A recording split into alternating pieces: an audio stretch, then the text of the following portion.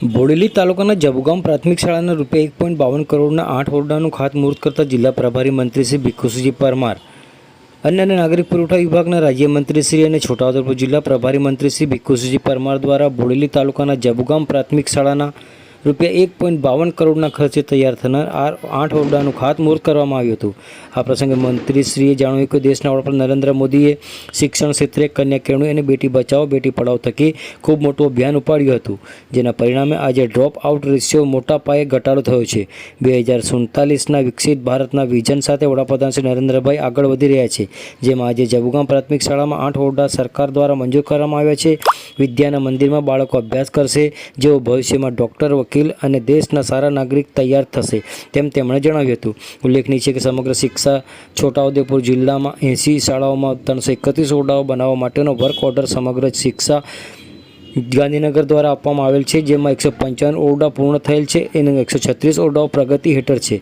સમગ્ર શિક્ષા અંતર્ગત 17 પ્રાથમિક શાળાઓના 51 ઓરડા બનાવવા માટેનો વર્ક ઓર્ડર પણ ટૂંક સમયમાં આપવામાં આવનાર છે। સમગ્ર શિક્ષા અંતર્ગત 300 પ્રાથમિક શાળાઓના 701 ઓરડા ટેન્ડર પ્રક્રિયામાં છે।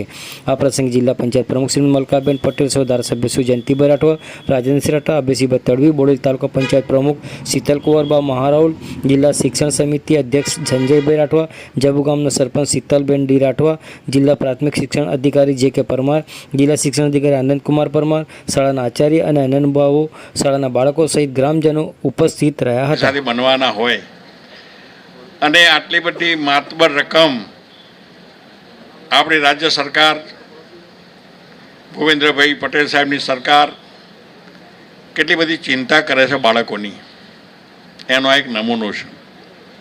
આપણા મોદી સાહેબે પણ શિક્ષણ ઉપર ખૂબ ભાર મૂક્યો અને શરૂઆતમાં જ્યારે અહીંયા મુખ્યમંત્રી હતા ત્યારે એ કન્યા કેળવણી ઉપર ખૂબ મોટો ભાર મૂકેલો।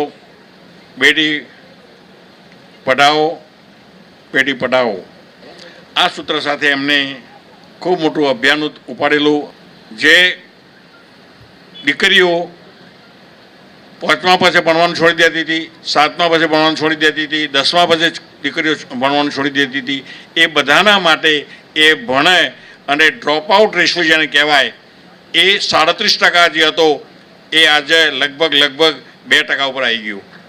2047માં આપણા દેશના આઝાદીનો 100 વર્ષ પૂરો થવાનો છે, ત્યારે 2047 વિકસિત ભારત એ આ બાળકોના ભવિષ્ય માટેની આ વાત એમને કરી છે। અને મોદી સાહેબ, મોદી હે તો મુમકિન હે, આ ઓરડા બનશે, વિદ્યાનું મંદિર બનશે, એમાં અભ્યાસ કરશે, શિક્ષણ મેળવશે અને એ બધા શિક્ષણ એવું મેળવે એક આ દેશના એક નાગરિક તરીકે આ બાળકો જ્યારે બનવાના છે ત્યારે મારા જેવા નેતા બને, કોઈ વકીલ બને, કોઈ ડૉક્ટર બને, આવું બધું તમે ખૂબ પ્રગતિ કરો।